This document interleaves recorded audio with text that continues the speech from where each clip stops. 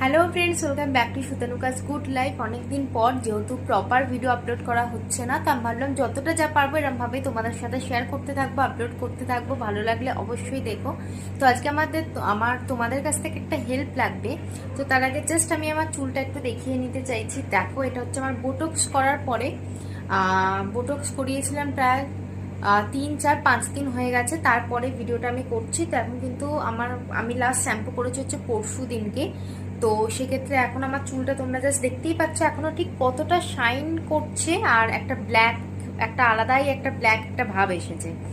তো যাই হোক, এটা নিয়ে তো আলাদা ভিডিও আসছে, বাদ দাও। অ্যাপার্ট ফ্রম দিস, আমি যেটা হেল্প চাইছি সেটা হচ্ছে আমি একটা স্নেক প্ল্যান্ট কিনেছিলাম আগের ইয়ারেতে, অক্টোবরেতে। তো তারপরে প্ল্যানটা খুব ভালো ছিল, ঠিক আছে। রিসেন্ট 2-3 মান্থস হলো ওটা প্ল্যান্টসটার মানে ঠিকঠাক করে মানে গাছটা ঠিক করে মানে গ্রো করতে পারছে না। তো তারপর দেখলাম আস্তে আস্তে গাছটা মরে গেল। তারপর আবার আমি একটা প্ল্যান্টস কিনলাম, যেখান থেকে আমি নিয়েছিলাম সেখান থেকেই আমাদের এই আশেপাশে। বাট সেটা আরোই মানে বাঁচলো না, প্রায় হয়তো 2 মাস খুব জোর ম্যাক্সিমাম।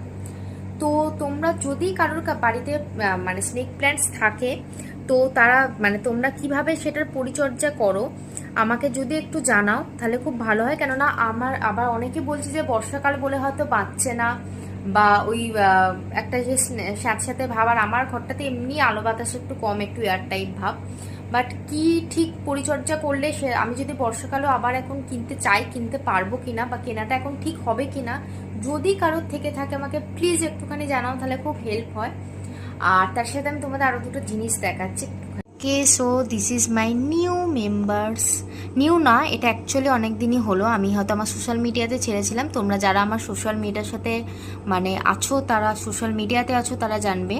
তো এই গোল্ডফিশ আমি দুটো এনেছিলাম। একটা খুব তাড়াতাড়ি মারা গেছে একটা খুব তাড়াতাড়ি। আর এটা হচ্ছে প্লেকো, যেটা হচ্ছে ক্রোকোডাইল ফিশ।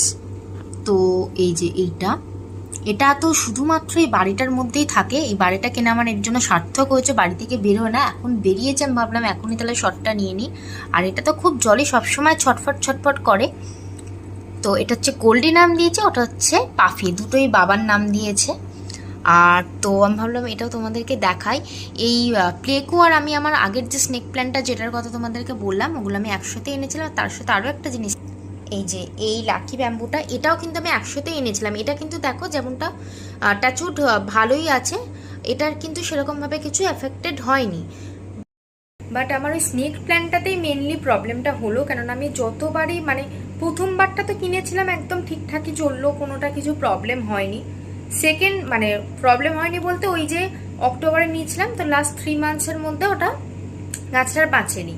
তারপরে যেটা নিলাম ওটা তো 2 মাসও বাঁচলো না। বাট আমি মানে কি রোদের কিছু প্রবলেম হচ্ছে না কি, মানে ঠিক কিভাবে কি পরিচর্যা করলে কি হবে আমাকে প্লিজ তোমরা একটুখানি জানাও, তাহলে আমার খুব হেল্প হয়। বা এখন কেনাটা ঠিক হবে কিনা, তো আমি জন্য আর কিনিনি।